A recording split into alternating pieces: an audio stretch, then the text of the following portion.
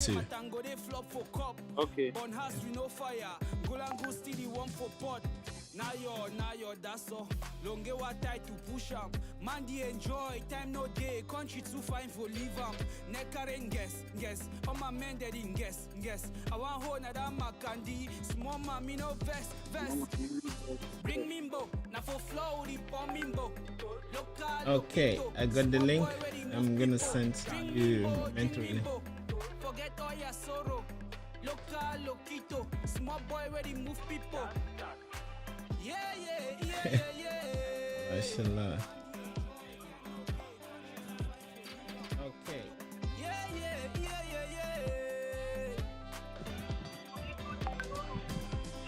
Put handcuff, I surrender.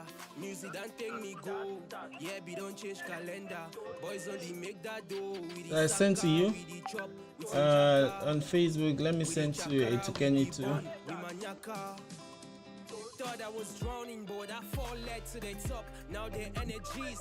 Shout out to others who are joining. Been a while. Today we have a monster. I mean, a monster in the best ways you can ever imagine.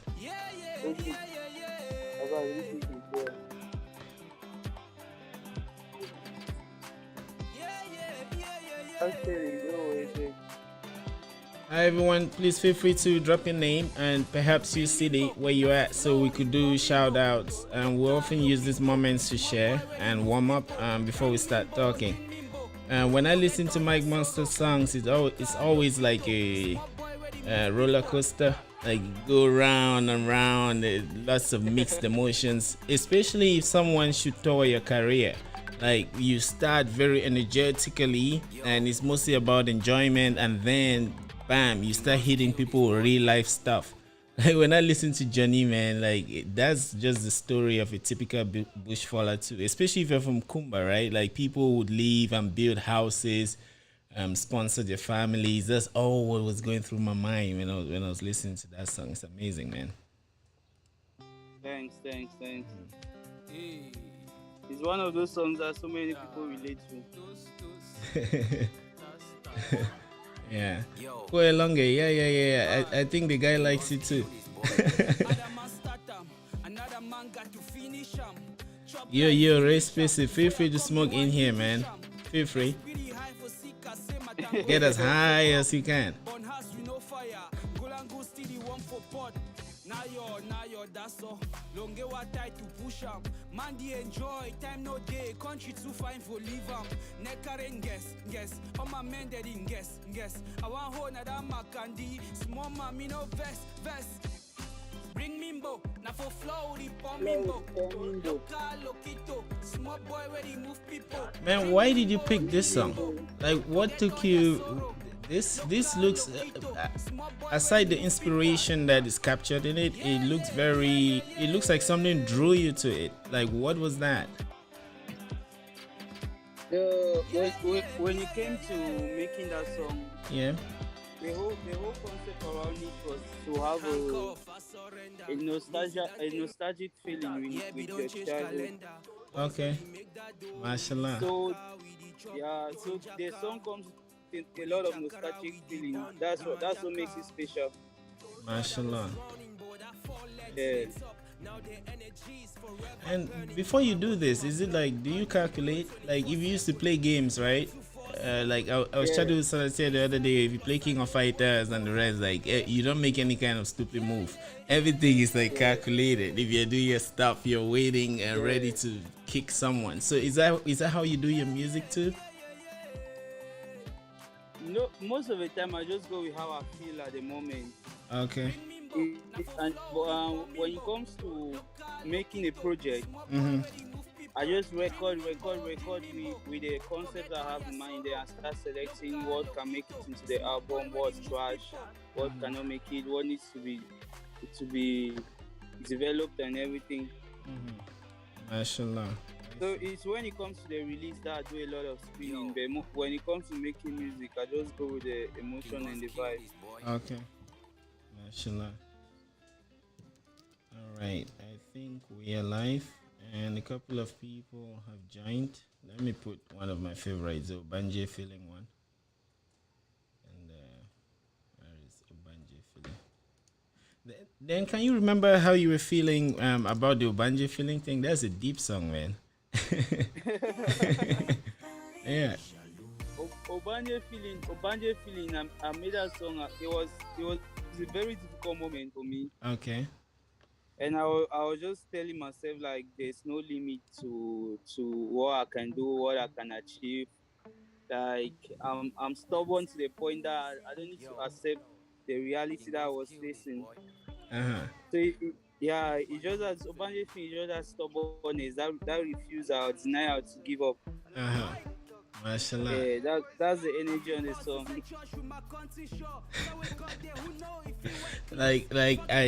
Man, when the way you do your music, from my experience, you like defy logic. Like if someone is following what you're saying, like, but and you're so fast at doing it that they don't even have time to figure out what it is that you've said. Yeah. It's like KO.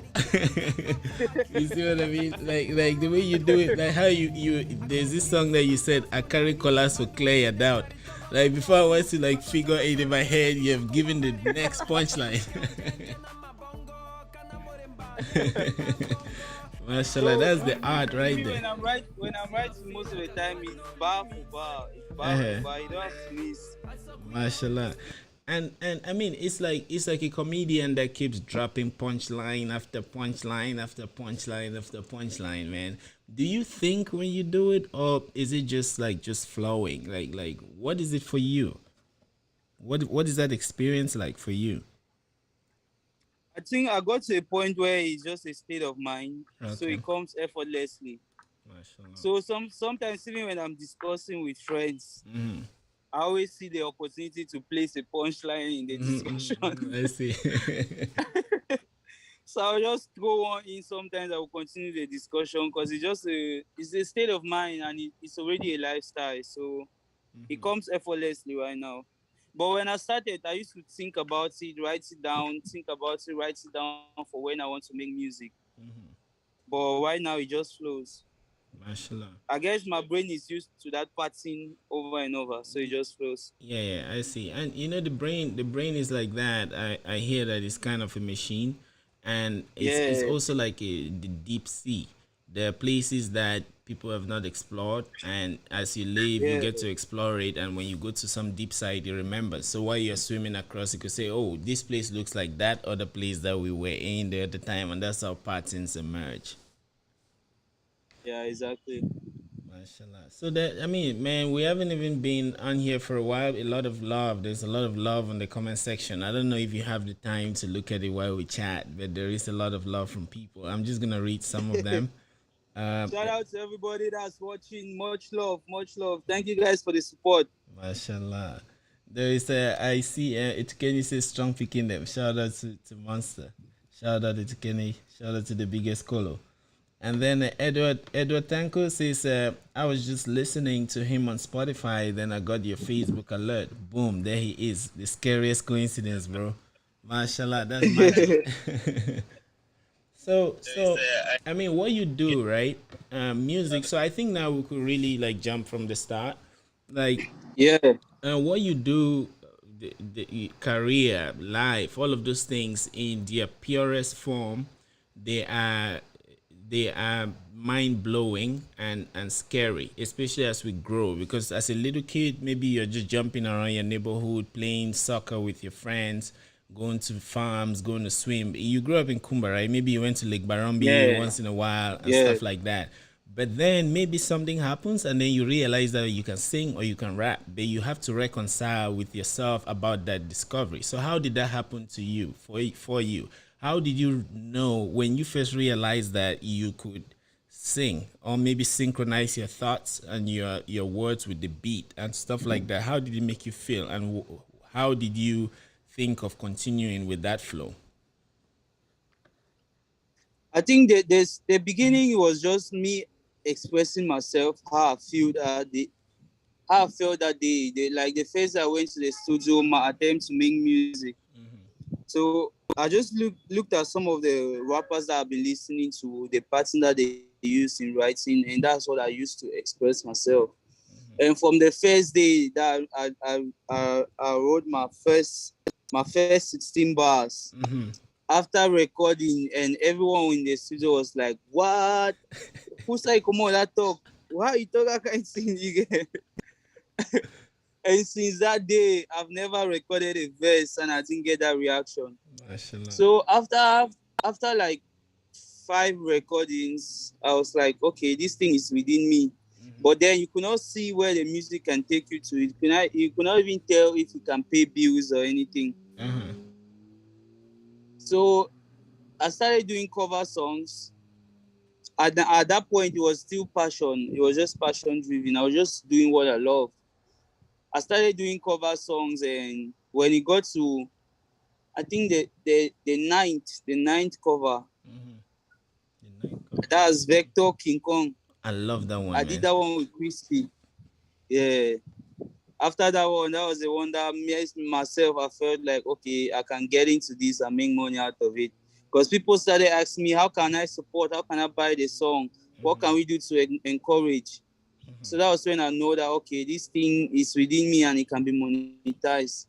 And I moved to my first official song, Fear. And it has just been I love one that one song too, man. after another, non-stop. So again, from the comments, thanks for dropping that. From the comments, Wilfred Chatted says it's unfortunate that Quarter Diary has been removed from Spotify. They're not sure where to find it. Yeah. Can you tell us a bit about that? Like if it was removed, why, and stuff like that. The album is only available on Kwata Music website. Just go to www.kwatamusic.com. The album is available there. It's also available on Ozomark, I think. But I'll put it back on the stores. But it will be a deluxe version of the album. Okay. What does deluxe mean? I used to see that, but I've never understood. In the meantime, let me share my screen so those watching. It will be the same project, but some changes in some of the songs, maybe two or more new songs on it to just enhance the project. Okay. Mashallah. I see. Because back then I wrote that project from ground zero. You get, the whole Anglophone crisis was going on, and I was under there making music with all the gunshots, amber stories, and everything. And that's why we have songs like One Pot Soup, One Wish, Why You Be Say, that captures some of the realities of that whole Anglophone crisis. And even the production back then, everything was limited. Our resources were limited. And that's one of the reasons why I took down the album to put the deluxe version. Okay, I see. So it's also a matter of like quality and stuff like Yeah, that. it's a matter of quality and everything. Okay, I see. But back then, I just wanted the project to be out because it was necessary for me to tell those stories. I am on the site now. For those that are watching can see. I think I share my screen here for Yeah, you to Quarter mark. Diary Volume 1. Yeah. That's it. I could share my. Can you see it? Can you see? Yeah, I can Okay. see. All right. I wouldn't share here then. So volume 1. So Wilfred, here you go. You could come here and see it and play it. It's, man, your songs are really amazing. And just to go back to what you were saying about the Squatter Diary, how the Anglophone crisis started, maybe we should talk a bit about that. You know, other countries have gone through what Cameroon is going through now. Maybe that's why they do the way they are. They're probably older than us. When we're growing Yeah. up, we're like Ajabotas now, we're enjoying and thinking that nothing can happen to Cameroon. And then things started happening, and reality is almost like you're growing up, you think that you're a fine boy, and every chap will say yes to you, and then the first chap that gives you that. Yeah. So in reality, your head becomes big, and then you know that, oh, this is reality. So tell us your experience growing up, then your country, maybe this kind of civil war or unrest coming in, how that made you feel, and how it's made you to adjust so far. I think the whole crisis is one of the reasons that it opened my mind to an extent. Okay. Because somehow I had so many questions. Like, you get up every day, the amount of people that you see that gets killed and there's no justice. At one point, we were like, the UN is coming, this is coming. Like, to the point that you realize that nobody is actually coming. Like you guys are just here. If you lost your life and that's it. So that put me in a space to question: Is God real? What is right? What's not right? I had so many questions, and I had to learn to think for myself. I had to learn to think for myself. I had to learn to unlearn some of the things I used to feel like I knew. Okay. And I also learned to not take things personal. Okay. Because back there, yeah, all what was going on, I used to take it personal a lot. So I also learned to not take things personal. Like the war will always be the war, and you just have to find yourself within the chaos and try to be yourself despite everything that's happening. Mashallah. I see. Man, and then there's this question where you said, is God real? Like, I think a lot of us have gone through that thing. Me, I've gone through that, man. Like, I've been Christian, been pagan, atheist, Buddhist. Like, I've really been going around like that looking for God. So for you, please tell us, like, if you've gone through that journey when you began to ask yourself, is God real? Were you afraid? How did this start? How did you navigate that whole journey and that aspect of your life, and what did it make you learn about yourself? Like that state of mind. I had so much fear. The fear, I think the fear came from what you grew up knowing, like the hellfire, heaven concept. You get. Mm-hmm. So at first it will be like go to church so you don't go to hell and everything. Mm-hmm. So you at one point you cannot find God without a church. At one Yeah, point you cannot find God without a pastor. yeah, So I learned to realize was that God is within. There's no church, there's no pastor that can talk to your God more than you. mashallah. There's no church that can bring you closer to God than your heart. You get. I think those are some of the things that I learned, and I learned to know that God is within you. Mashallah. So that's it. Yeah. And thanks for that wisdom. You know, I learned somewhere. Yeah, now I'm seeing the connection where you say God is within, and you talk of the heart. I learned somewhere that the drum, that sound of a drum, boom, boom, boom, it comes from the beat of the heart, like from the heartbeat, and that Yeah. was like factored into that whole beat back where we are in Africa. And a lot of people always want to like Yeah. travel, come abroad, and then when you come abroad, you see that what I used to see on TV is not really what is here. Like, man, like when some of us are here, and if you ask almost everyone who's abroad, man, they will prefer to come back home. You see, like I would prefer to come back home. And most times when I get Yeah. most inspired is by listening to people's works. Like I just give you an example when we're traveling, listening to your songs. To me, Yeah. when I was in college, I studied math and computer science and philosophy. So there were times when I would take 3 exams a day, and sometimes the conflicts. Like I remember taking differential equations in math, then having an economics exam, and then having a computer Unix exam the same Yeah. day. Yeah. Yeah. So as one is rushing, the heart is beating fast. But when I'm listening to your songs, I used to listen to you, Boy Tack. When I listen to you guys, I'm so calm. People are wondering, like, man, how do you do this? And I'm just laughing that my guys, like the songs that you guys put them, man, it used to be amazing. Yo, thanks. I'm glad you can connect. Yeah. Yeah. So then, about not taking things personal, you said you learned not to take things personal, and you also learned how to unlearn a lot of things. Can you take us through your thoughts on that, and if you have any experiences that concretize that part of your life, please let us know so we could all learn from it. Okay. For not taking things personal, I think it comes with owning your powers. The more you learn to not take things personal, the more powers you give to yourself. Mashallah. As funny as it sounds, the more you learn to not take things personal, the more power you give to yourself. Because things will always happen, yeah. But what's important is how you react to the situations. So I can be something bad is happening, and instead to be like, God, why me? Why must I go through this? Why does it have to be me? Why can't it be this other person? And instead of doing all that, you can just know that life is going on. The moment will also pass. Mashallah. You cannot really take it personal because what if like an accident even occurred today and you were not involved? You Mm-hmm. cannot still take that personal because it's just the grace of God. Mashallah. I see. It's not like you're more special than another person or anything. So if you don't take things personal, it also humbles you to a certain extent because you realize that even the grace, the life that you have, all the things that you benefit from is just God's grace. Mm-hmm. And whatever negative thing like you tell me that is happening is still life that is going on. The moment the phase will pass and you outgo it definitely. Mm-hmm. So the more I learn to not take things personal, the more powers I gave myself. Mm-hmm. Because I can determine how I will react to a situation. You Mm-hmm. can think it's a bad situation, but I can still be chilled and act like it's not that bad.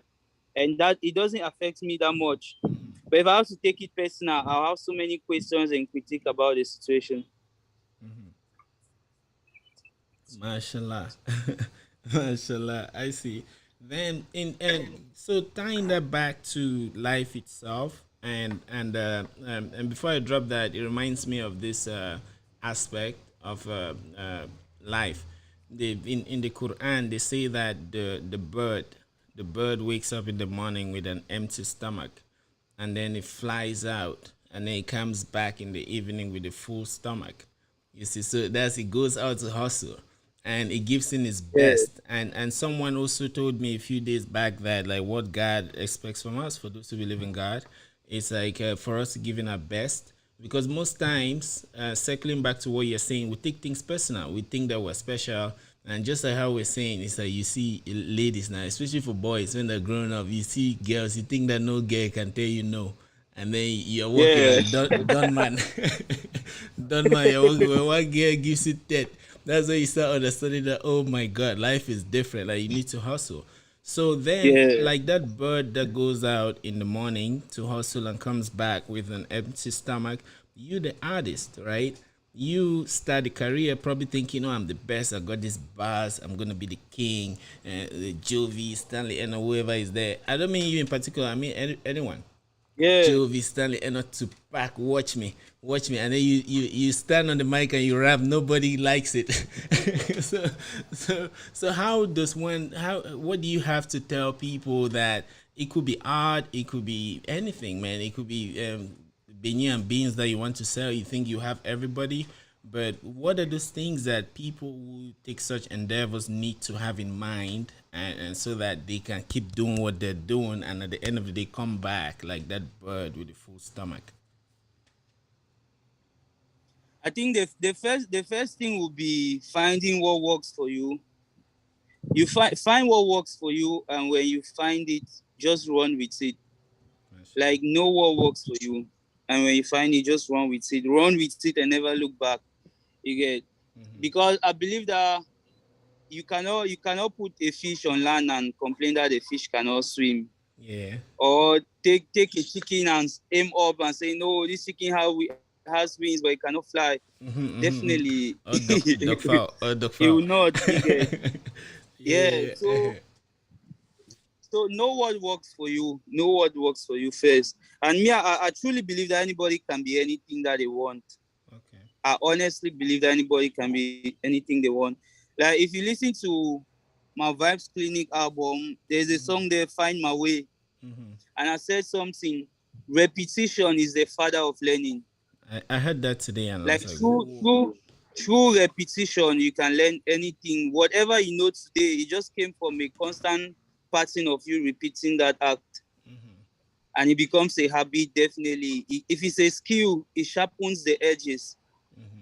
So know what works for you and just keep repeating. With any year that you're entering, make sure there's one activity that you're repeating that helps in your growth. Mashallah. Because if you're repeating one action, definitely it has to yield up to something, man. Mashallah. Man, you know, that reminds me, you know, at the start I told you when we were talking about like it's got real, man, I had a journey where I turned around. I even studied like ninjas, samurai, and things like that. There's something they call shushaku jushaku. I think it's in Buddhist and some kind of Eastern philosophy, which means one continuous effort, even if it's a mistake. Like you just keep Yeah, doing it, like one continuous effort. You see the guys, and that's why if you see things like Karate Kid and some kind of Eastern or Chinese movies, when even Jackie yeah, Chan, when the master wants to train him, they first of all give him one small thing that he should maybe punch it. He has to do it for a couple of months, and then the guy will be angry that what is this? I came here to learn how to fly, and then you're giving yeah. me this small thing to be doing every day and stuff like that. So anyway, thanks for putting that out. And also, as we start doing stuff and maybe building stuff, we get to realize not only that we're not too special, but that we need others. You see, so what is your experiences and what wisdom have you discovered about working with people and how we should go about that so that we all can achieve our own perfection? Okay, so I get to realize that man live by man. You get man live by man. If God has to bless someone, you will never see an angel in all white that comes on earth to bless another person. It has to be through another person. Mashallah, I see. Yeah, so you can decide to be a vessel and a blessing to those around you. Because your I believe that God's purpose for us is for us to help nourish the universe. Like, and what you have to know is the person that you're doing good to is not necessarily the person that will return the favor. Okay. So once you make peace with that, it's easy because most of the time we tend to do good and then we place an expectation on it. Like this person that you did it for has to come through for you at some point, but anybody can come through for you and you don't have to limit it to one person.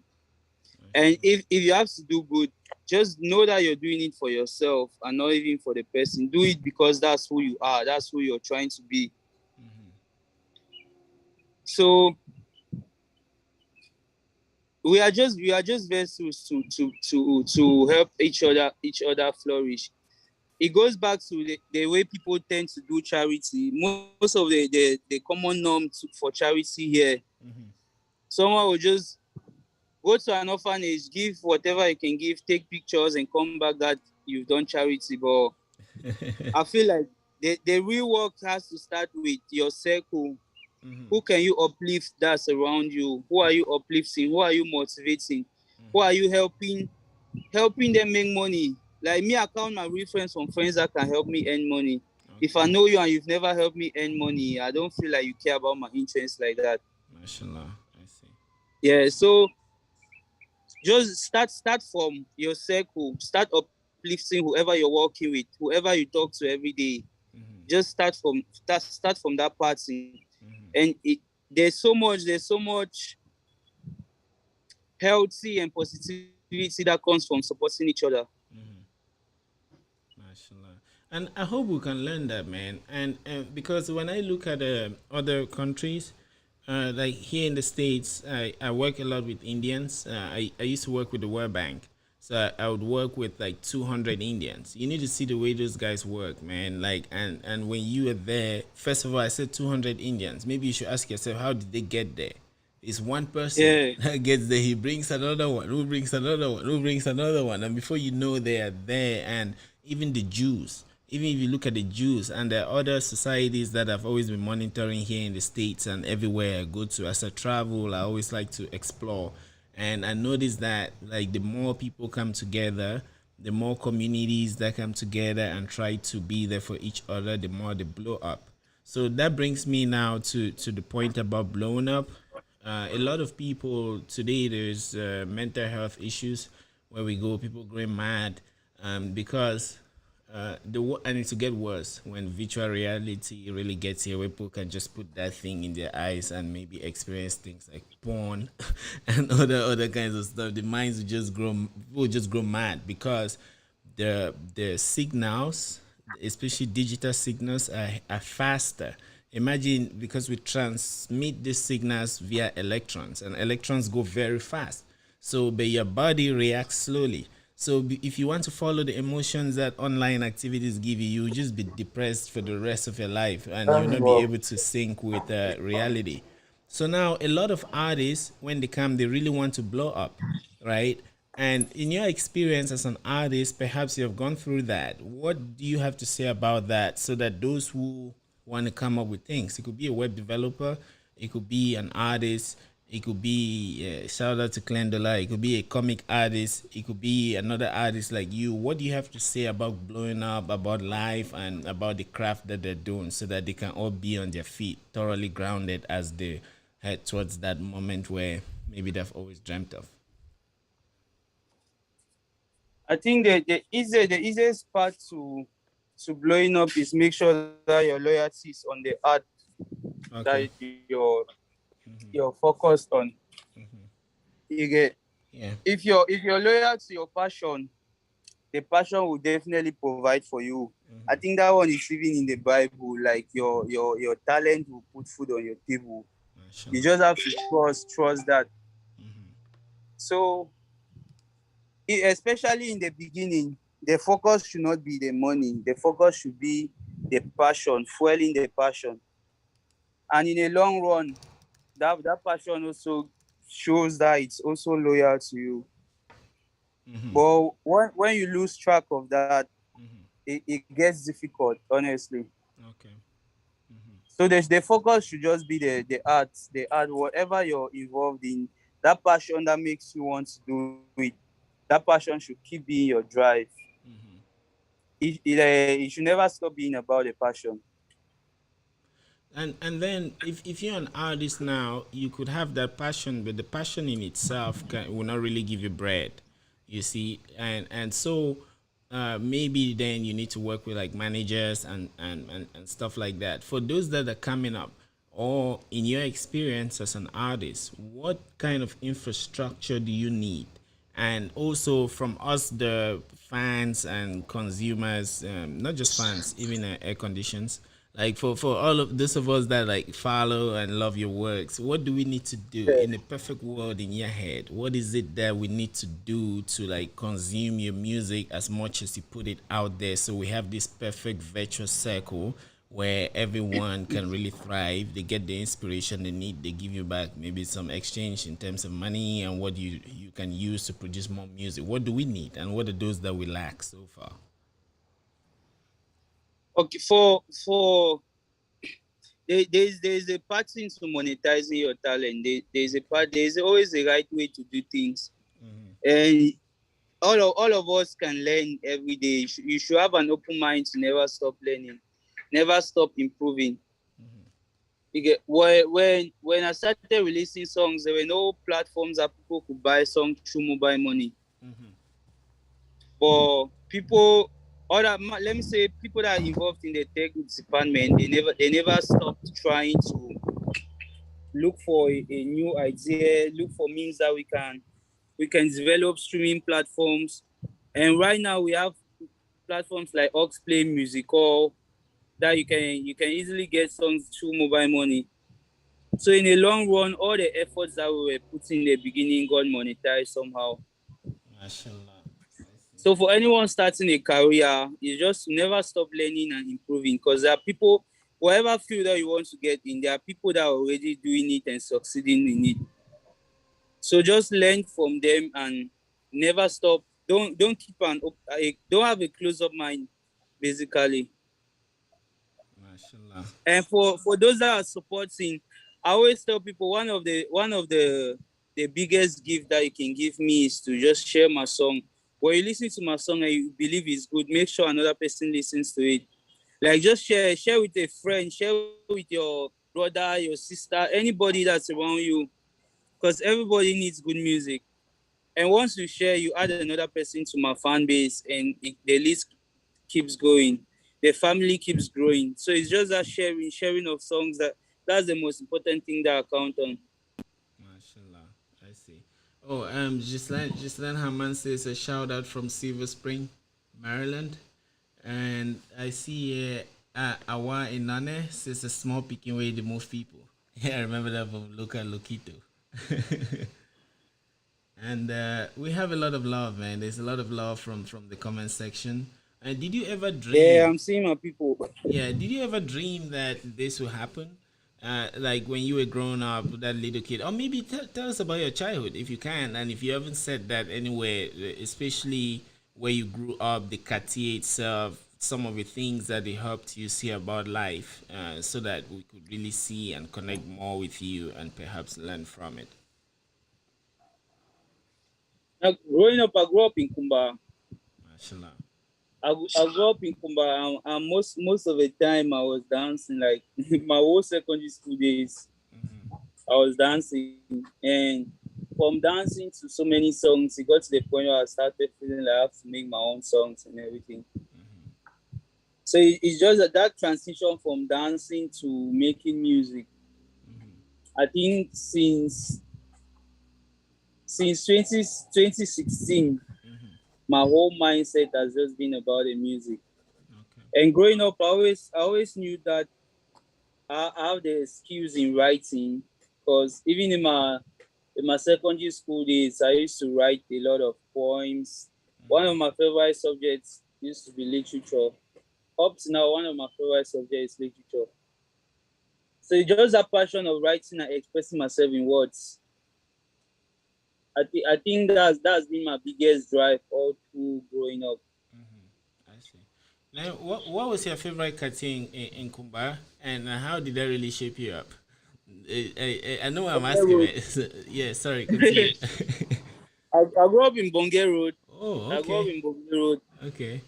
That's a busy place, man, because usually a lot of people come from Mundemba, even Nigeria. Actually, those that will some if they don't want to go to Nigeria through or come from Nigeria through Manfi, they will come through Mundemba or the beach in somehow Ekondo Titi, all of those areas. Some people may even leave Limbe and come through that Yeah. Idina, and then they come to Bonge Road and the rest. And Bonge Road Park used to be busy. You see guys hustling, loading cars, truck pushers, and things. Those are things that when one was growing up, we thought that it used to be like some kind. There were some kind of jobs.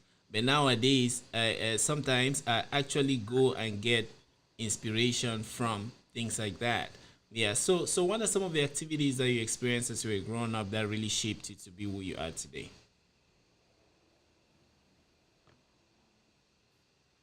I think all the street hustles, all street hustle. Oh, even at one point I had to also hawk. Like Okay. my mom used to make nyamangoro, Mashallah. boil eggs. Like during holiday, they'll tell you have to do something. Just hustling money for your books. Yeah, so going around the streets trying to sell something, and you see other people looking for their own money and hustle somewhere. I think that just shaped my mind to knowing that you have to fight for yourself. You have to earn whatever you want. I see. Man, on my part, one of my favorite experiences, I once sold monkey cola. Yeah. Yeah. Like I remember my uncle they came and gifted us. You know, like maybe I think you're Bakwere, right? For us like Yeah, Oracle people, we especially in the village. I come from a condo city, so you would probably have some kind of black forest far away in other villages like Masore and the rest, and maybe they gift it to your family, the family head will give to you, and then they go and discover monkey cola there while they're trying to fill it. So they gifted us the bags of monkey cola. So my mom packed it like that we should go to the market. So I went and sold it with my cousin. That was like my favorite experience, man. Like selling. Then we even finished early and had to go home. But I'll never forget that. And then selling in the yeah, pharmacy, selling medications, it really like changes the way one sees life. But the when we go to school, I went to Bishop Rogan College. So there is a tendency to sit and think that those that hustle in the street, they kind of take a lower position in life. We only realize yeah. the reverse, or those going to technical school. So what are your thoughts about that, and what kind of mindset do you think because now you're a leader, man? Like, what kind of mindset do you think young people of today should adopt as they're grown, be it whatever game they're playing that you think can help them move? I think one of the mindset that got that was wrong back then. Like you mentioned, to think that people that are going to technical school are not intelligent enough. People that are selling, maybe it's because they are not bright enough to go to school. Meanwhile, now growing up with the mindset that I have now, I've instead realized that people that have a particular skill that they are good in, they have more advantage in life even. Okay. Because once you're skilled in something, you can easily earn money. More than me that I have all these books that I've read and cram in my mind. You get, and if I have to give an advice to a young kid now, I won't say ask them to specialize in something. Okay. And once you repeat that pattern, you become a genius in it over time. And that skills will definitely provide for you, because people will notice how unique you are in that activity, how different, how smooth you are with it. Okay. And competence is a very big price. When people know that you're competent in something, is a good value to possess. Mashallah. I see. And I mean, in your art, you man, like you sound. I mean, not like you sound. You have, and you have figured a lot of shit. You have put your shit together in so many ways. From how you do your stuff, and it also shows that you are not afraid in the sense that if one looks at your career, you kind of have done strategic partnerships before. You were in Crave Entertainment, and now you're developing Quarter music, or the Quarter concept. I remember when I was trying to type the description for this, I kept thinking, so I just put developer of the Quarter concept.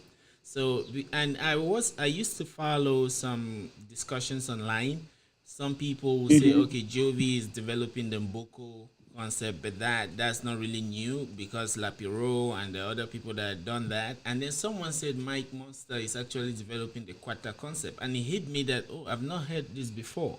So can you please like tell us what that is in terms of like Quata, the brand you're doing? Remember, I'd written to you too. I'm doing the same for technology. I have a company called Quata Soft. Like just like how you Yeah. have Microsoft, but it's like Quata Soft. Yeah. So please tell us like your reasoning, your objectives, the abstract, everything about Quata Soft. Sorry, about Quata concept for you and where you're going with it.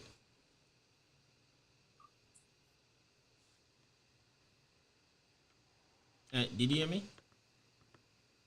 Yeah, I can get you now. Yes, so I'm saying that this people talk about Jovi as they attribute Mboko with him, and then when they talk about you, they attribute the idea of Kwata with you. So what is it that you're trying to develop in the background of this Kwata concept or this Kwata word? What are you doing with it? What is the motivation? What are you trying to carve out with this whole idea of like Kwata music, Kwata Pikin, Kwata in this whole thing? Why do you use that? Okay. What is it? Okay, so definitely me, like it's no news. I grew up for inside Kwata. All we grew up was on inside some Kwata somehow. Meta Kwata. You get, Yeah, and yeah. the reality, the reality that I grew up in, like inside my Kwata, there were so many stories, so many lessons. Like that whole environment, it Yeah. has so much reality that is not on the media. You get. Yeah. He has so many stories that don't get spotlight on the media. Okay.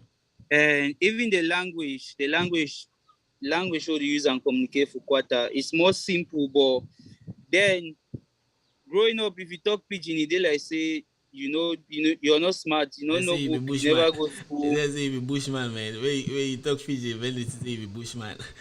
Yeah, but it's, Uh, it's not even real. That's not even a fact. yeah. And my whole concept is just to embrace that originality that I grew up in, that identity. Okay. That's it. And Kwata music is just about preserving that. Why I'll name my sound Kwata music is just preserving that identity that I grew up in, because the stories that I say in my song are things that are happening in nothing that they happen inside Kwata. Yeah, see. You get now the direct reality of the people. So if I can just keep that identity in the sound and in the back of my mind that you're making music for people that can connect to the experience that you grow up in, the reality that you see every day, it gets them more involved in what I'm doing. Okay. Okay. I see. And the whole like our whole Cameroon Pigeon, Yeah. it start lost right for inside Kwata because of the influence of Nigerian movies, Okay. maybe even French. Yeah. There's so many influences that started change our talk to the point where, like I talk, if you talk pidgin, they'll feel say you know smart, but I dey make songs and pidgin where you listen see what I would talk, you say you'll be like, this is actually smart. Yeah. I see. So it's just to change that narrative. Yeah. I see. Man, those are meant to be recalled. Like, man, the video where you talk pigeon, man, stone where you broke, man, like punishment, man. Like, that's a stone big. You know, the boy, your first get stoned there, right?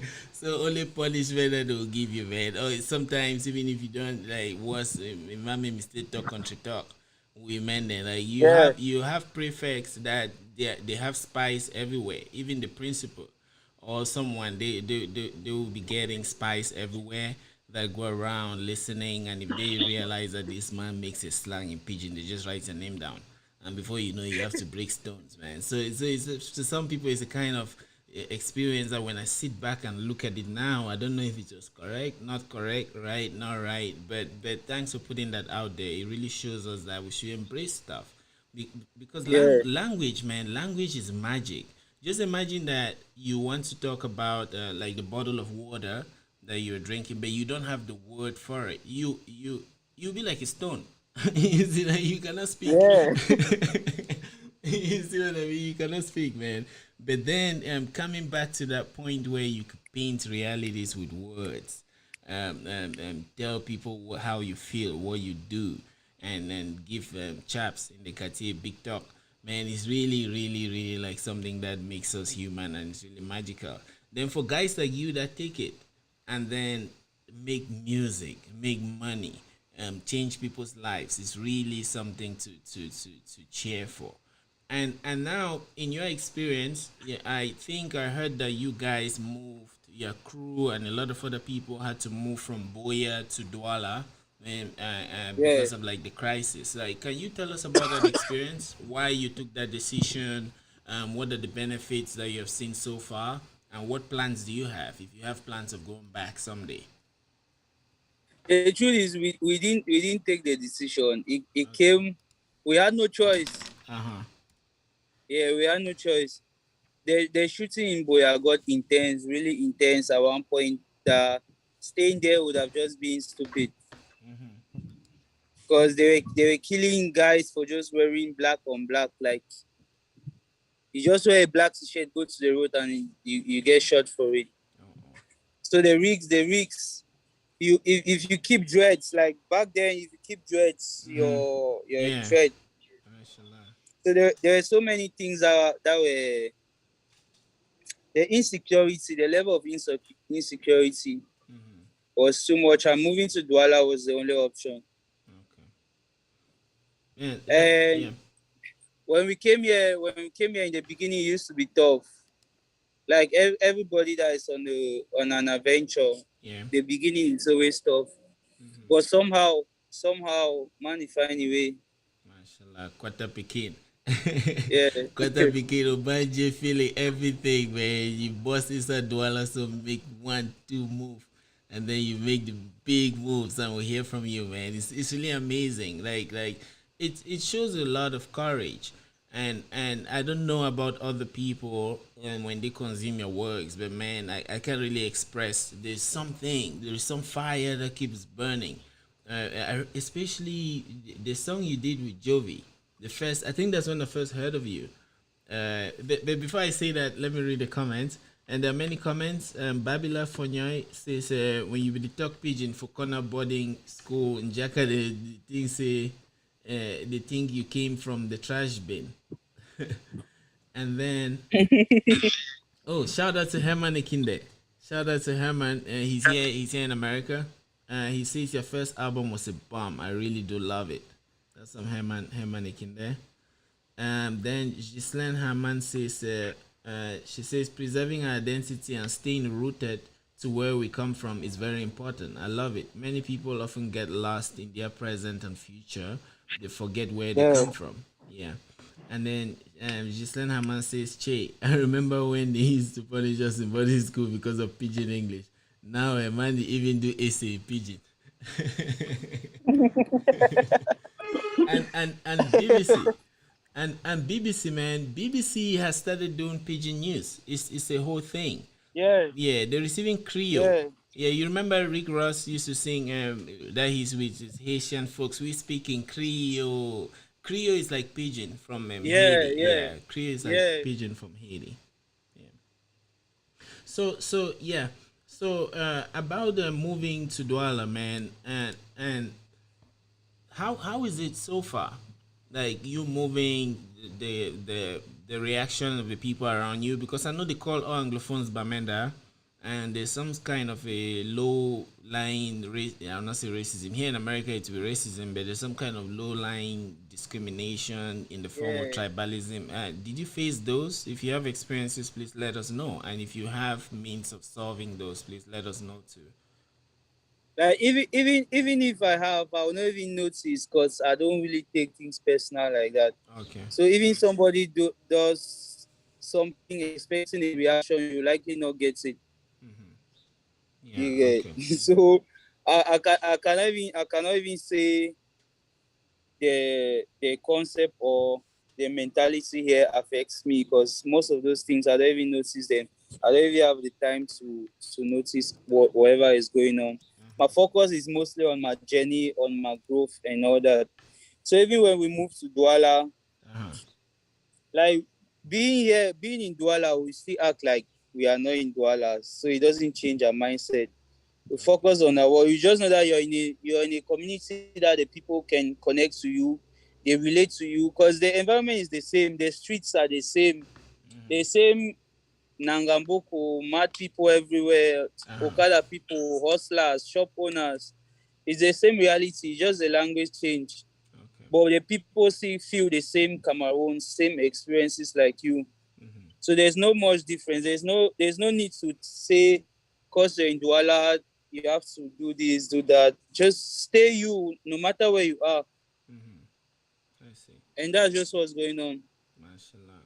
Man, thanks for that. You know, the same happens even like here in America.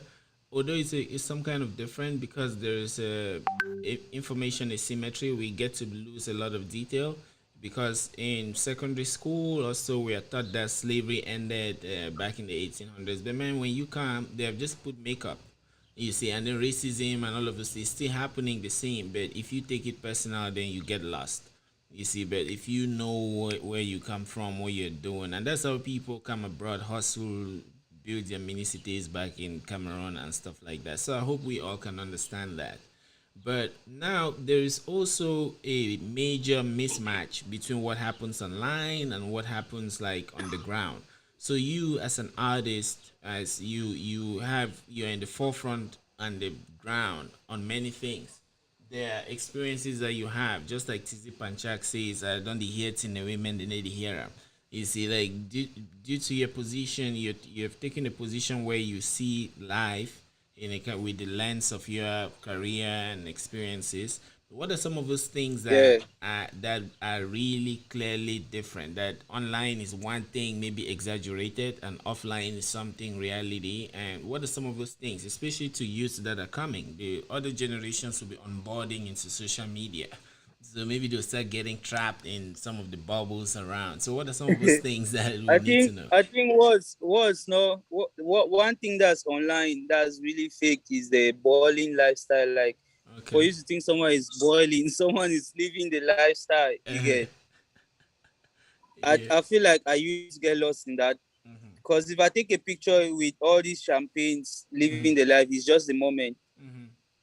After that, you don't know my stress that I go back to. You don't even know how I have to do to settle the bills, like the sacrifices and stress that are in my mind after that whole thing. Yeah. And you come and see a picture that I just capture a moment, and you're like, this man is living the life. Like Yeah. I that see. that whole that whole thing is not real. Everybody has their issues. We just hide it differently. And mashallah. when you get to the point where you can go come online and the lifestyle from other people don't intimidate or pressure you. Uh-huh. I think that's when you start. It, I don't know, but there's a there's a level of there's a level of stillness Uh-huh. if you can filter through all that. Okay, I see. I see. Then, man, the next thing is like in Cameroon now, the people keep saying like music industry or industry. I've always known that industry is something that is pegged to the word to economic activity. How much money does it generate? So if it's generating money and if it's also spread across several geographical locations, then we can call it an industry. So sometimes Yes. nowadays, especially on Facebook, sometimes I don't even like to open Facebook in the morning because if I do that, I'm gonna read some kind of comments, some motherfuckers are fond of writing all kinds of shit online that you read it in the morning and your day is fucked up so bad that you just feel like you just feel tired. You wake up, you just read some kind of arguments online sometimes, and someone just feels tired early in the morning. You see, so now in terms of I will use the word again, industry, the music, entertainment, all of those. What are some of the Yeah. difficulties that you are facing as an artist, and be it infrastructurally, be it mentally, and what are your proposals that you think people need to know out there, so that as we're having these conversations, the smart people can start, maybe those who are smart in terms of money and stuff can start pumping it in, be it energy, so that we can move forward. I think one of my only difficulty, Yeah. but most of the time I don't like using the word difficulty because I believe we can outgrow every situation, right? Okay. Like whatever you're facing, you can learn, improve, outgrow it. Yeah. So that's what me I do. I learn from my shortcomings. I learn from my mistake and just try to improve. Okay. And the part that I would say the difficulties can come in is just your budget to create content, Okay. because content builds consistency over time. Okay. And if you have a huge capital, your level of consistency is faster because you can produce more albums, more videos, and be consistent. And that energy builds up in a short while, and you blow up eventually. Okay. But when an artist release one project and it takes like 8 months to drop another project, they disconnect with the audience is there because people tend to look forward to your next project. And once it's not coming up, they disconnect. Yeah. And you have to come and start promoting from scratch all over. Okay. I see. So I feel like our budget to create content is one of the things that set us back Okay. from growing rapidly like an industry. Aside that, every other aspect can just be improved on. You can learn, outgrow, and do better in it. Mashallah. I Because I see. know choices on Camon Arts is already they start the year with up to 20 million as production budget. Oh It's wow. very it's very it's very rare. And until you get on that level, that's Uh-huh. when you can start competing on that international scale. Mashallah.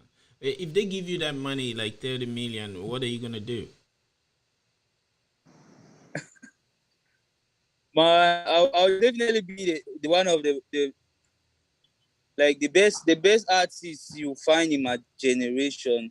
Mashallah. How No, exactly? How will you do no it? hands down. Uh-huh. Because it enhance my vision to come alive more faster and more rapidly. Like Okay. as like I'm saying, what has been one of my setback is just that budget to create content. Yeah. I see. I'm consistent, but then Yes, you are, man. it it can be more faster.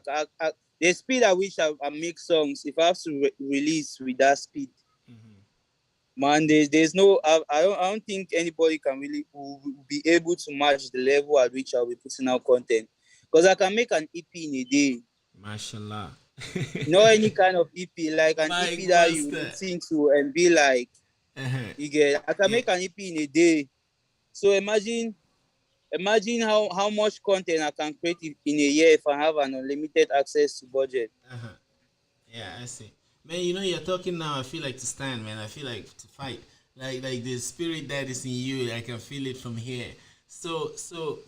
But with that energy, uh, as a business person too, and as an artist, it looks like in life we have to adapt, just like you said. So we could have these dreams in our head that if I have this money, this is what I'm gonna do. So, what are some of those ways that artists, yourself included, can interface with the rest of the world so that people can feel free to give these monies? In other words, how can people, especially like investors who are out there, those in the diaspora, those in Cameroon, there are many people that they chop jangina, they don't know what to do with the money. You see, so what are some of those ways that they can partner with you and other artists to make this quality that you're talking about rain on us? Truly, the only way you can, when it comes to music, the Yeah. only way you can truly invest in an artist and make it work is to share the artist's vision. Okay. Like if you cannot invest in an artist if you don't find a connection with that artist. Yeah. You have to be that person that in your spirit you feel like you have to be part of this person's journey.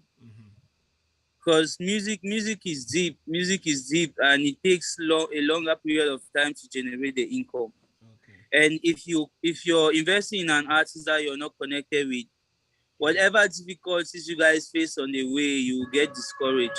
Okay. I But see. once you share the artist's vision and you guys are united on the mindset, Yeah. you know that this is where we are going. Uh-huh. It's easy to achieve and make it happen. Okay. So most of the time, I feel like the problem comes with the disconnection that people just want to invest in an artist. They don't find the connection that they have with them first. Mm-hmm. Yeah, I see. So once when you guys are not united in the mindset, you cannot go anywhere. Whether relationship, friendship, football team, whatever, the unity starts from the mindset. Yeah, I see. I see. Mashallah. Thanks for putting that out there. And I guess it's just like, hey, you plant a corn. Like, oh, I say you plant banga, friend. Since it's the music, it take time. Lord. If I say you plant banga, then the next day you expect for harvest. You need to wait at least 7 years. You need to wait at least 7 years, man. Like 5 to 7 years before you even start Yeah, seeing that black one. Not the red one, oh, the black one first that has first of all come out before it starts getting red. Yeah, yeah, yeah. yeah. I see what you mean. And to those listening, please feel free to drop your questions. If you have any question for Mike, and Mike, we have been chatting for almost an hour. So whenever like your cap time reaches, let me know so we could round up. But in the meantime, we can just be Uh, chatting and flowing. Yeah.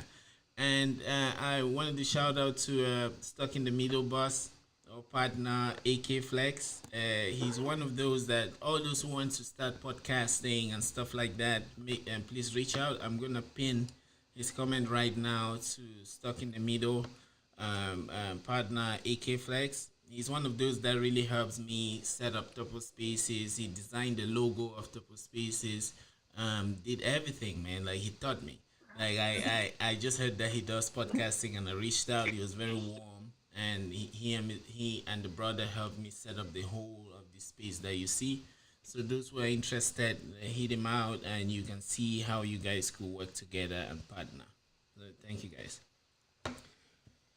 So Mike, man, the next thing, the next thing that I would like to go back to your song, the one with Jovi. Maybe I should look for it. I don't know if it's online. That was the first time that people heard the Monster, man. You remember that song?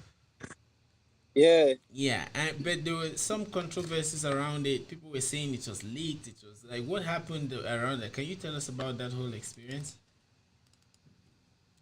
Okay, so back then I didn't have any official song out. Okay.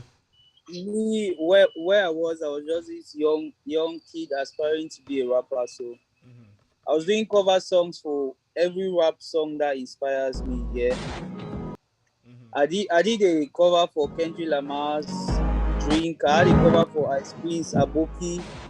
I had a cover for MI One Naira. Yeah.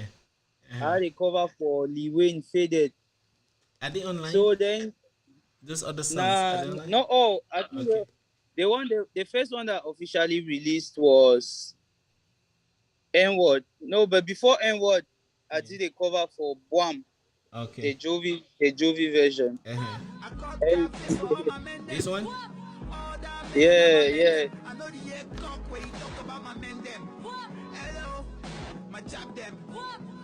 Mashallah. Yeah, sorry, continue. But if you yeah. want, I could So play it. You want me to play it before we continue or play in the background, however you want it? no, it's good. Okay. So that was when I did a cover for this Boam. I sent to some guys like, yo, listen to this and let me know what you think. Listen to this and let me know what you think. Yeah. And the next day I got up, it was already online, like somebody just released. Oh, I see, I see. Even before the idea was to get to Jovi for him to listen before we release. Mm-hmm. But it got leaked online. Then there was this whole controversy around it. And after that, I released N Word, the Yeah. Ice Prince cover. Yeah. I think that was the first cover that came with a video. Yeah. Yeah, and that one went viral the same night. Like after we recorded the song, went to the club, gave it to the DJ. When they played the Ice Prince original version, Yeah. I think the remix just came out back then with AKA. Mm-hmm, mm-hmm. So when they played the AKA version, they played my cover, like the club will go You go mad. And that mad. was just a trend. That was just a Mashallah. trend. And it gave one hype around it. And after that, I moved to King Kong Vector cover.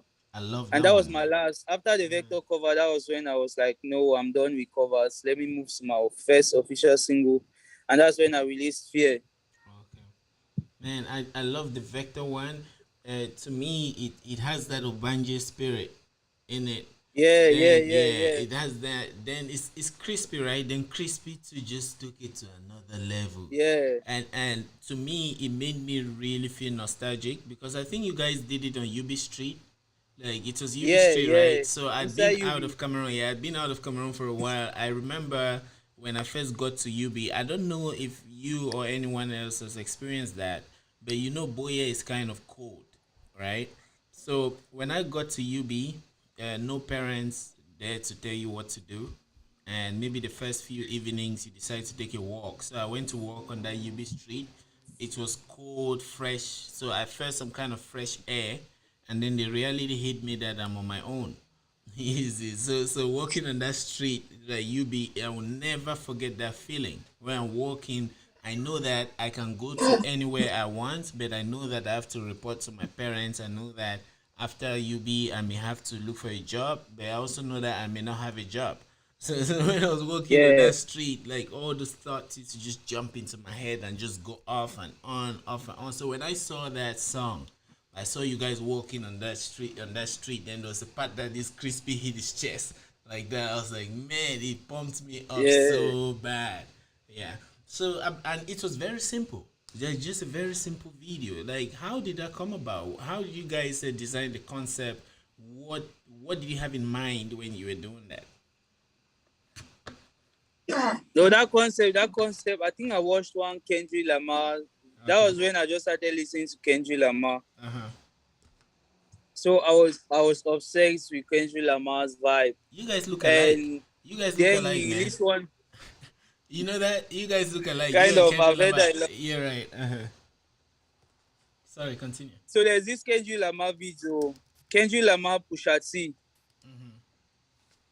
So the video concept is what we use for that King Kong. Okay, It's okay, I just see. both of them in one street like that. They're just walking and rapping. Mm-hmm. And I just told King like this is what I want. We don't want the camera to cut. Like Mm-hmm. just one shot, we just walk through. And that's all we did. Because we wanted people to pay attention to the lyrics Yeah. and nothing else. Mm-hmm. So that just gave you a focus. It gave the focus of the song to the lyrics. People were paying attention to what we were saying because there was no images, girls, cars, or anything to distract the visuals. Mashallah. I think I should play that, man. Let me play that and maybe we'll see how it goes. So, yeah. I think I should play that. So, just a second.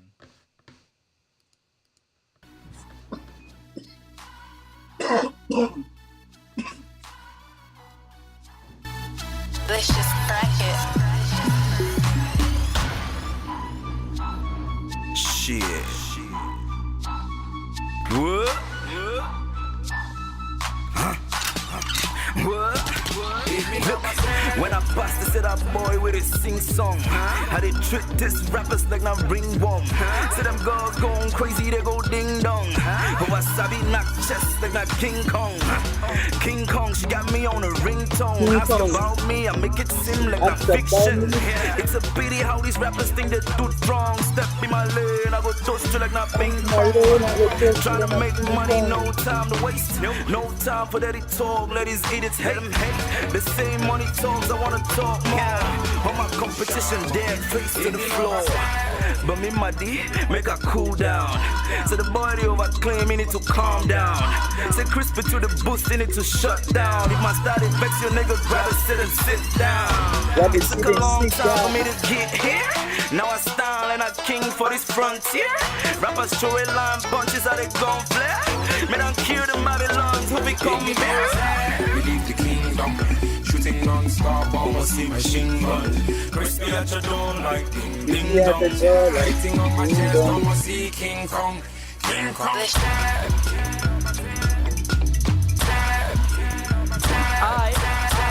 Yeah, I go by the name of Mike Monsta. Let's just crack. Money for man bang, I know fi stand a long. I know so many them where they don't wish me man can. My flow now the sweet pass, even ice cream. I do respect myself, sometimes even ice cream. Oh brother, too blessed. Some say I'm the best. It's not even my fault, I make some rappers feel less. My flow they less Pierre, yeah I know say the PS. Rap test me, I swear I go get PS over PS. The way I pass the man them, they cannot even trace. I the only play na music, their boy don't be a trace. When I write down my name, boom, no man can erase. Bro, you cannot see me. Go there for your face. I'm on the right track, so I made the right track. I was gone for a while, cause I be the right track. I know they cannot wait to listen to my next track. See, I've got it for my long, cause a boy, the track. I'm coming as a king, I need a Palm Sunday. Market for Kwata, the past, now for the way Sunday. That way war day, no papa, no fish, any Sunday. There is a mother day, Father's day, I quake the Sunday. Run to the call box and give me some credit. I bring correction to the game, born and me be Eddie. I'm the new king, go tell them say again Kong. And I the laugh all the ape then when I King Kong. We leave the kingdom, shooting non-stop, almost see machine gun. Once at your door like ding ding dong. Hitting on my chest, almost see King Kong. King Kong.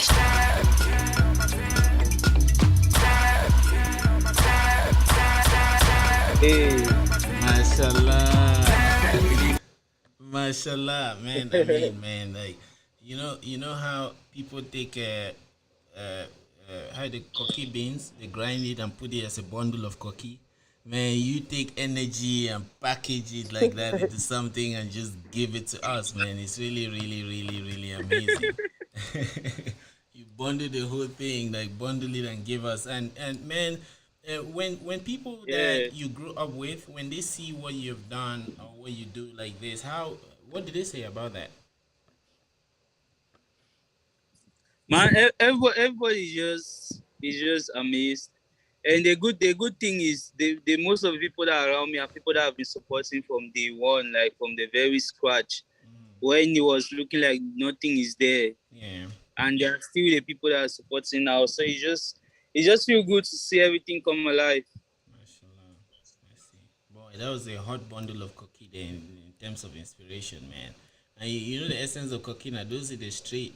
Like when you push a truck, you say your bread and the rest where you see either bobolo and granite or cookie or like cookie and plantain or whatever, man. Like when people connect to that, it takes them where they're really going.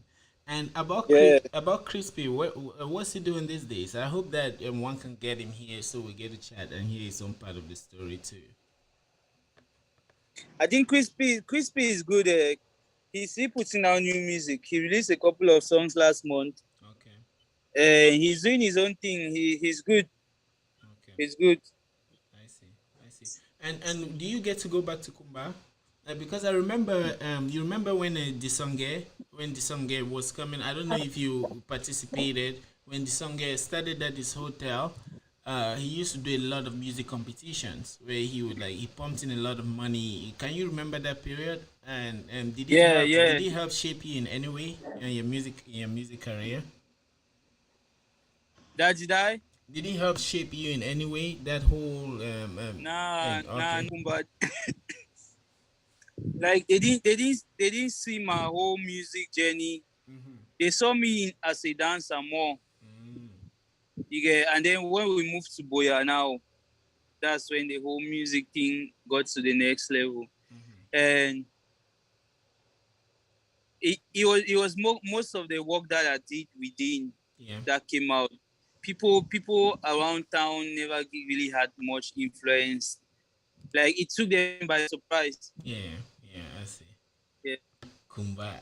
But then now you growing up in Kumba, I think you know the relationship Cameroon has with Nigeria from a first hand. If you've grown in Kumba, be it the market, the music, when you're yeah, passing is back Agatha Moses, back in the day of Agatha Moses, man. Those of us that went to boarding school, I used to come from Ikondo City, we would leave Ikondo City very early, sometimes 4 o'clock, 4 a.m. or 5 a.m., then go to Kumba, buy things, and then go to Boya Road and take a bus, go to Boya and go to Bishop Rogan. So I would see deal with Nigerians. I noticed that if you want to buy sandals, you meet a Cameroonian, he says that this sandals is 10,000. You say you have 5,000. He gets angry and sometimes he even sends you out of his shop. You see, and then when you meet a Nigerian and he says 10,000 and you say 5,000, he will laugh. He will laugh, and then he will sweet talk you before you know you are bought it for 8,000. You see what I mean? So now when I'm online, I get to listen to the uh will I say feuds that are happening online, Cameroon, Nigeria, and people talking about 80-20 and things like that. You as an artist, I think you have a special connection with these kinds of events. Like, what do you have to say about that? What are the things we don't know that we should know, and how do you see them? And if you were to sign some paper and make things happen, what will you do to resolve this? I think they we undermine the influence of Nigerian culture on us. Okay. You get it's not something to undermine. Like we grow up with Nigerian content in our living rooms. Okay. Like subconsciously, we don't consume Nigerian film into the any Cameroonian, right? Any random Cameroonian that grows up in the southwest, Yeah. possibly northwest even, Mm-hmm. like they can easily talk like a Nigerian. Yeah, I see. You I get, they see. can easily give you that Nigerian accent without effortlessly without trying much. Because subconsciously it's there. Yeah. We've consumed them like that. And for us to get over it, we just need more Cameroonian content that are more that can connect our people more to it. Because that's basically what was going on. Lack of lack of connection with our own products. Uh-huh. I see. I see. And a lot But of we have to yeah. if we have the backing of the government that supports the 80% Cameroonian content, I Yeah. feel like it will do a lot. It will do a lot because even our own Cameroonian channels are dominated by foreign content. Okay. So it affects even what the public consumes. Okay. I see. I see. But in terms of the government, you know, it's sometimes the government in Cameroon, I think they do a lot of things that maybe we don't know. Like they put information out there. They have channels. You have regional offices and lots of things that people don't even go to use. We most times just want to sit home and think that the government will come and knock at your door and give you some, forgetting that we have to go and like check things out. So, but I remember reading some document, or there was this communique about event organizers having to pay some fee or some percentage. That's how governments come to help. Because if they slap that high bill, then maybe MTN, especially if it's on a percentage basis, and MTN before they bring the leader, so they will have to acquire that and maybe to come back to the local economy. But when they do that, we the same Cameroonians climb on their heads and be like, no, they want to spoil the country. So what is your thought about those, or about stuff like that? I honestly feel like the government does not put the interest of the arts and the Okay, culture in front, okay, and it's no news. Maybe they act like it, but okay, or maybe the people that are supposed to online it don't really care that much. okay. I see. And what is it that you think if they do, that can really help? Because some of us, right? Some of us are really interested in like music. Like on my case, I went to Bishop Rogan. I studied music for 3 years, and the worst part is Yeah, that it used to be before lunch. So you have to go and eat, and then the music teacher is just saying do re mi fa, those kinds of stuff. I see you some kind of funny questions about treble clef and things like that. But now, as we've grown up, and perhaps we're working somewhere, we're thinking of ways of investing, want to do music, but the Cameroon just jaga jaga some way, man. When you start thinking of how you have to like come in, like it's really really hard. So, what are some of the things that the government can do that can create this environment that will make music to foster or prosper? I think we cannot even depend on the government. Depending on the government will be just wasting time. Okay, Because the government in Cameroon, the government only cares about the government. mashallah. You just have to look for what works for you. Mm-hmm. Look for what works for you. The advantage is that Cameroon is still it's still like a virgin land. Yeah. So you can easily raise the bar, you can easily set a trend. Mm-hmm. You just have to have that vision in the beginning that you want to make a difference and you come with all these new ideas that you can make it work Okay. and just create your own impact. Mm-hmm. But if it's to wait for the government, man, I gave up. Me, I don't give up about government in Cameroon. Yeah, I see. Yeah. Yeah, but you know it's the same with the with America. It was even worse in America because a lot of those, like if you look at people like Grandmaster Flash, you look at people like Book. Those are people that they especially DJs, like they started hip hop, break dance, and some kind of stuff. The whole system was against them. You see, and then even when the government came in to help, it was opposite because the government came with other capitalists who came to either buy radio stations. That's why if you look at music, hip hop like evolved from something that talked about realities, about racism, what else? How do they call it? Yeah, Prison yeah, industrial complex, stuff like that. And then they started talking about look at my shoes, look at my chain. You see, so when the yeah, government came out, that's how it changed. You see, so the government will never be your friend. And there were cases that the way these people did, be it from government and other people that came in with big money into music, the Louis Vuitton, the Gucci's, they just came to make money. You see, they just came to the bought radio stations. Let's say if you Mike Monster, you have Kwata Music, and Kwata Music is clocking a lot of time and making a lot of money. They will come and propose to give you money. If you deny, they will create a record label. They have money, copy all your things that you're doing, and if you have, and they will create a record label opposite your own. You see what I mean? They created a record. So these guys really suffered. If you look at like American history and how hip hop evolved. So yeah, the government will, maybe they will never help you grow. Maybe they'll never help you grow. They'll just come and crush it. But then, in terms of the other people in the field of music, you have Jovi, Stanley, and all. Like, how does their music affect you? How does their images, all of those things, and other musicians in Cameroon affect you? How do they encourage you, and how do they affect your art? I'm purely independent. Yeah, Okay. I'm purely independent, and I'm the kind of person that I don't force energy. Okay. So if our paths don't cross, Yeah. there is a very low chances of us even communicating or me being in your face. Yeah. You get so I'm independent to the point where most of my promo everything is in house. Uh-huh.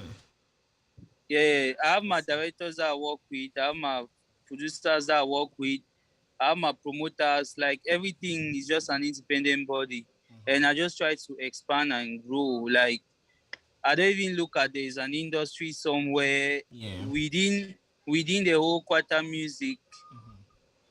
We are an industry already because just within us, we create, produce our songs, do our videos, go for tours, come back home, make money from streaming. Like we don't actually need anybody else. Mashallah. I see. I see. What is it like? I mean, man, what does it feel like? Because I often hear artists say we go for tours. I don't really understand that. I can't connect. Like, what is it like for you? Like going on tours, and what is it like in terms of life, in terms of everything? Please tell us. I think How does it even happen? let me say, like when you put out a new content, you have to go for media tour, radio Okay. stations, TV stations to push and talk about the song. And after that, you can do, let me say, to connect the song with an audience. Yeah. Yeah, you have to do now maybe, let me say, club tours. Yeah. You pick some of the top nightclubs because events don't hold that often. Okay. So you pick some of the top clubs in maybe Douala, Boya, Yaoundé, Bamenda, and create your partnership with them. Whatever they can pay you to show up on these dates, Yeah. you get, and you make your arrangements, and you can tour through within those towns in these different clubs, Okay. promoting your works, performing to your audience, and all that. So what you make for me will depend on your negotiation skills Okay. with these club managers. Mashallah. I see. And so far, anyway, I mean, in that note, right? What I Yeah, realized from the American culture, they have this concept of the get down. I think there's even a show on Netflix about that. I don't know if you've heard of it, like get yeah. down, where uh, like the DJ plays the balate part of a song, and then the rapper called the MC is just spitting, and that's how actually hip hop really evolved.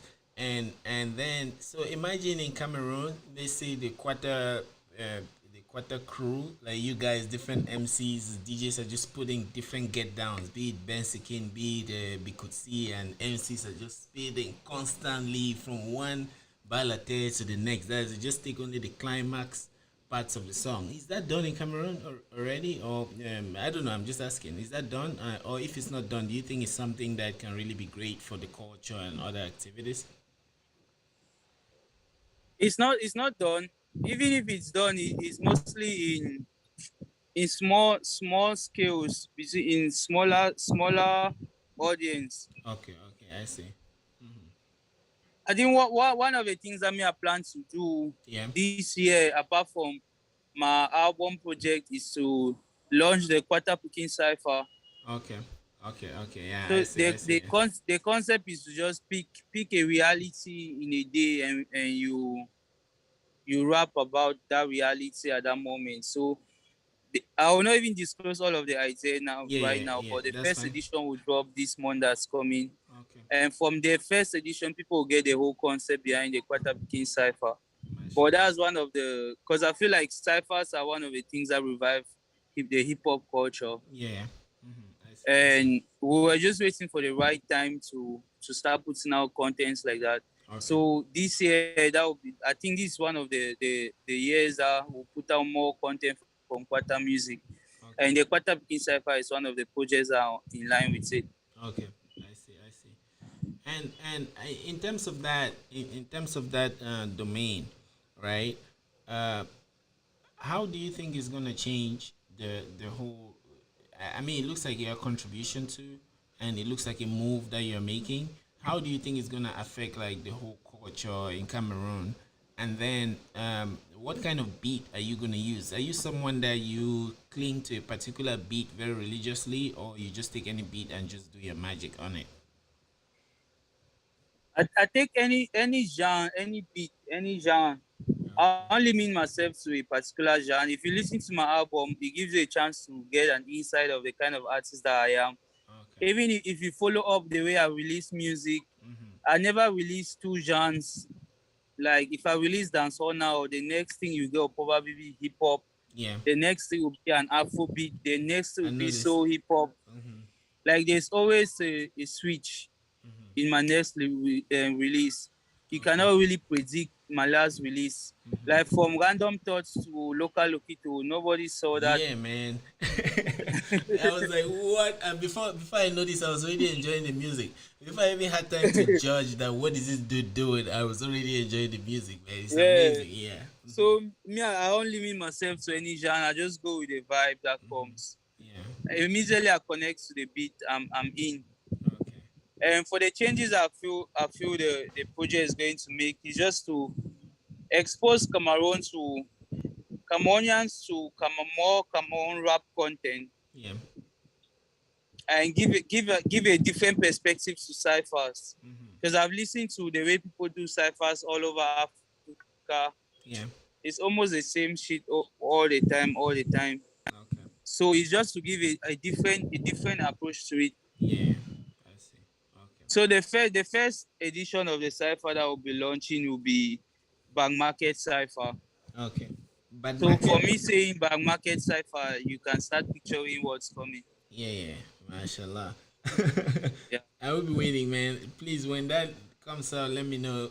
And if you have any active online events that you want to do, just like how we're having this episode, if you want to have an online stuff like this, let me know. I will be very glad and honored to put that out there and also to support in any way I can.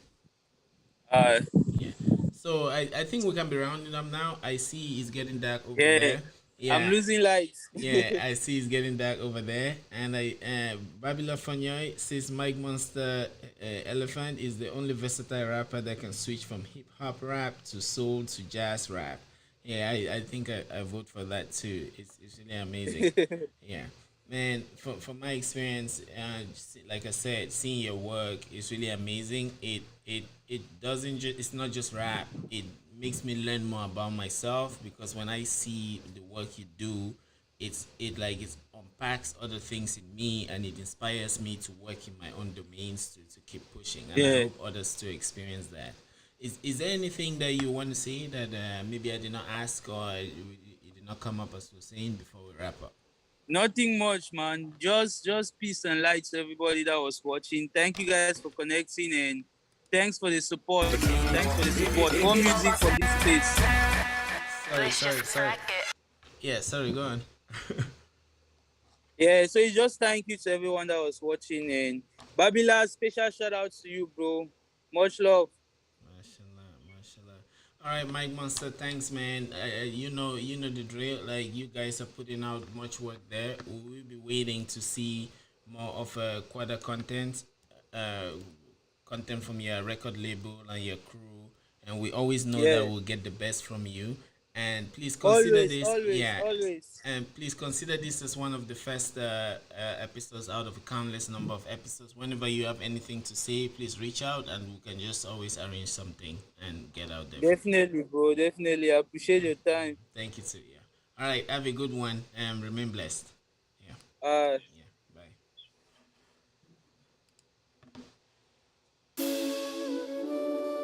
So everyone, thanks for joining. Finally, we came to the end. To me, just a whole learning experience. Chatting with Mike Monster is like chatting with a legend live. It's really amazing. You guys follow the chat. Please feel free to comment, share it, share this content, subscribe to Topper Spaces if you want more of this. Topper Spaces started last year around May or June. My partner Isaac Abrat, he's in Nigeria, but he's having a lot of work to do these days. So I'm here holding the ship. He will be here. If he would have been here, he would have loved to chat with Mike Monster.